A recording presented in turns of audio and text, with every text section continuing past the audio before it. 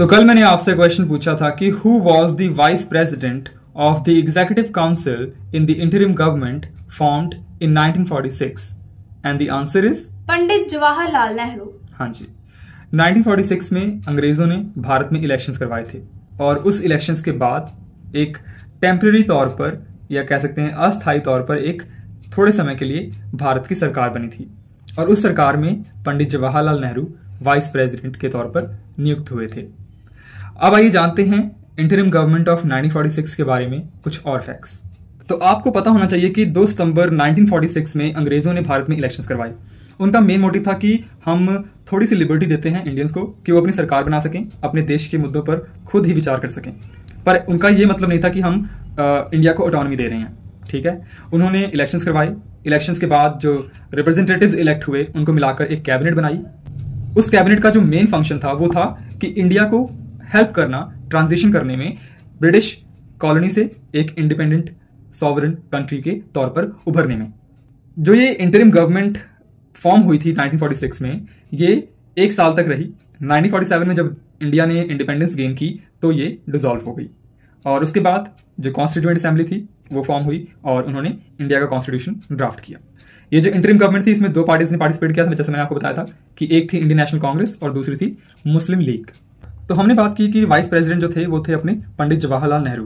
पर अगर हम बात करें कि प्रेसिडेंट कौन थे, तो प्रेसिडेंट थे vice Roy of India plus governor general of India. ये दोनों मिलकर इस गवर्नमेंट की प्रेसिडेंसी को संभाल रहे थे, ठीक है। उस टाइम पे जो वाइस रॉय ऑफ इंडिया थे वो थे the viscount Wavell. Viscount Wavell जो थे वो वाइस रॉय थे और जो गवर्नर थे वो थे द वाइकाउंट माउंटबेटन। तो यहाँ पे जो वाइकाउंट है that is a title in the British army, ठीक है। और अगर हम बात करें कि जो ये गवर्नमेंट फॉर्म हुई थी इसमें नंबर ऑफ मिनिस्टर्स कितने थे, तो वो थे 15 मिनिस्टर्स ने मिलकर एक कैबिनेट फॉर्म की थी। और जैसे कि मैंने आपको बताया कि इसमें 2 पार्टीज इंवॉल्व थी। The first one was the Indian National Congress and the second one was All India Muslim League. इन दोनों की कोalition से बनी थी ये गवर्नमेंट। अब आइए बात करते हैं कि जो मेंबर्स थे 15, उनके पास डिपार्टमेंट कौन कौन से थे। तो जैसे कि मैंने आपको बता दिया कि प्रेसिडेंट कौन थे, vice Roy of India and governor general of India. अब आइए बात करते हैं कमांडर इन चीफ कौन थे, तो वो थे सर क्लाउड ऑसनलैक। और जैसे कि मैंने आपको बताया कि वाइस प्रेसिडेंट थे अपने पंडित Jawaharlal Nehru.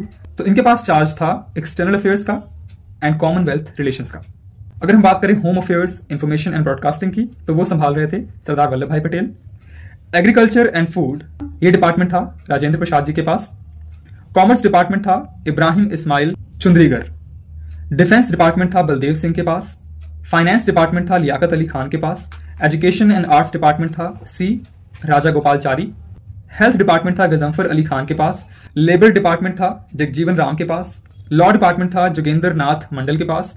Railways and communications, post and air department था अब्दुल रब निश्तर के पास। Works, mines and power department था CH भाभा के पास। इंडस्ट्रीज एंड सप्लाईज डिपार्टमेंट था जॉन मथई के पास। तो ये थी कुछ इन्फॉर्मेशन आपके लिए इंटरिम गवर्नमेंट ऑफ 1946 के बारे में। मिलते हैं आपको कल अगली वीडियो में अगले क्वेश्चन के साथ। बाय।